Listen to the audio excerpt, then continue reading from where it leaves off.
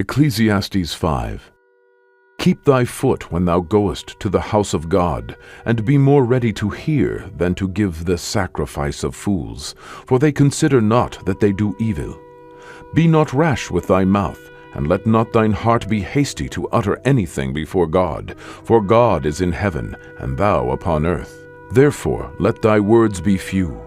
For a dream cometh through the multitude of business, and a fool's voice is known by multitude of words.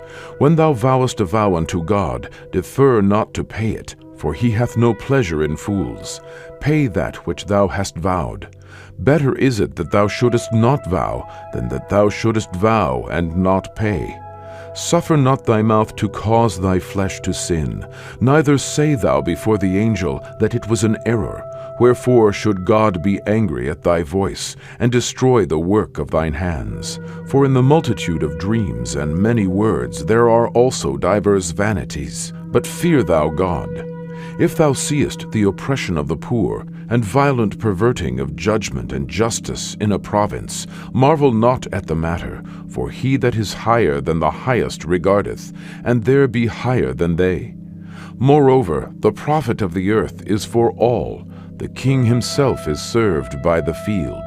He that loveth silver shall not be satisfied with silver, nor he that loveth abundance with increase. This is also vanity. When goods increase, they are increased that eat them. And what good is there to the owners thereof, saving the beholding of them with their eyes? The sleep of a laboring man is sweet, whether he eat little or much, but the abundance of the rich will not suffer him to sleep. There is a sore evil which I have seen under the sun, namely, riches kept for the owners thereof to their hurt. But those riches perish by evil travail, and he begetteth a son, and there is nothing in his hand.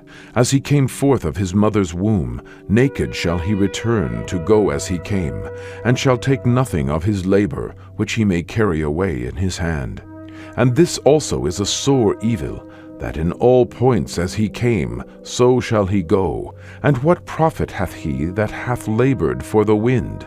All his days also he eateth in darkness, and he hath much sorrow and wrath with his sickness. Behold that which I have seen. It is good and comely for one to eat and to drink, and to enjoy the good of all his labor that he taketh under the sun all the days of his life, which God giveth him. For it is his portion. Every man also to whom God hath given riches and wealth, and hath given him power to eat thereof, and to take his portion, and to rejoice in his labor, this is the gift of God. For he shall not much remember the days of his life, because God answereth him in the joy of his heart.